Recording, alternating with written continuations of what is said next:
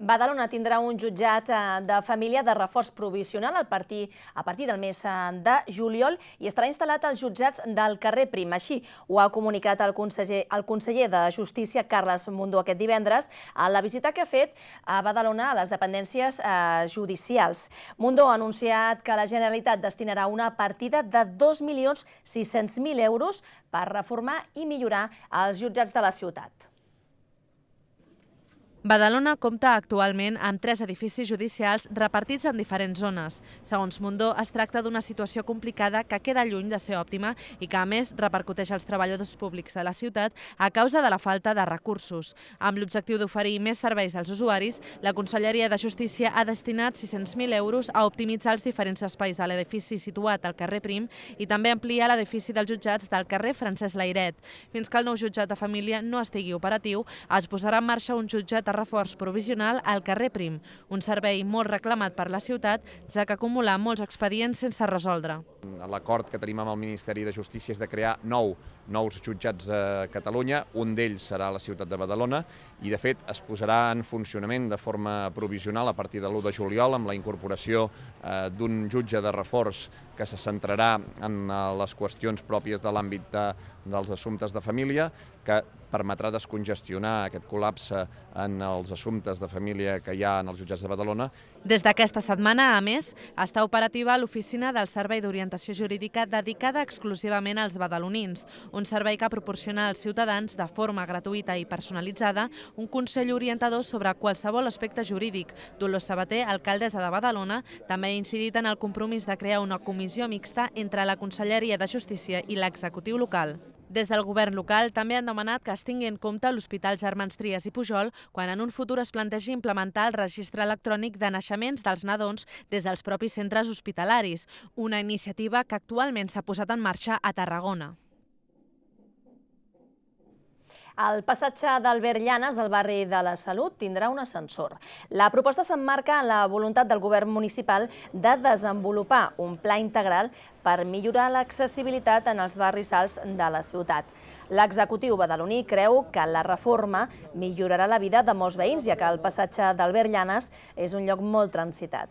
Les obres que executarà l'àrea metropolitana podrien costar al voltant de 300.000 euros i començaran el primer trimestre de 2017, per tal que puguin estar enllestides l'estiu de l'any vinent. L'objectiu del govern és elaborar un mapa consensuat amb el veïnat que permeti identificar quins són els punts negres de Badalona en quant a accessibilitat.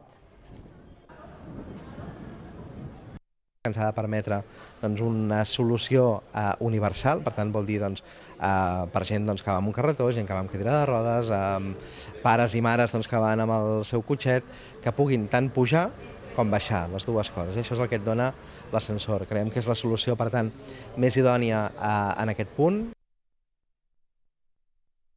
Els veïns de Sant Joan de Llefià creuen que la instal·lació de l'ascensor és un pas endavant en la transformació i millora de la mobilitat de la zona, especialment per a aquells que en fan un ús diari. Tot i la bona acollida d'aquesta mesura, els veïns reiteren la necessitat de millorar altres espais de la ciutat, eliminant, diuen, les barreres arquitectòniques.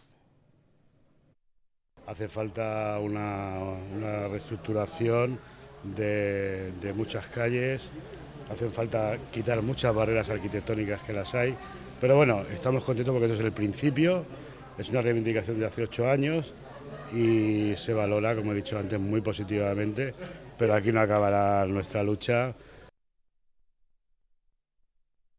Aquest mes de juny el govern podria aprovar un primer paquet del pressupost d'inversions que inclourà 250.000 euros per reformar part del carrer Eduard Maristany. L'objectiu és fer una actuació provisional d'urgència que millori la seguretat en el tram que es fa més estret, just davant de les Tres Xemeneies, i que fa cantonada amb el carrer Mar Negre. Es tracta d'un punt molt transitat, on cotxes, vianants i bicicletes han de compartir la calçada. Això ha fet que sigui un punt negre on s'hi han produït accidents greus. La reforma passarà per eixamplar la vorera i millorar el paviment i els punts de llum per garantir la visibilitat dels vehicles i fer que el tram sigui més accessible. Per poder dur a terme aquest arranjament, però, caldrà que Endesa cedeixi anticipadament l'espai a l'Ajuntament.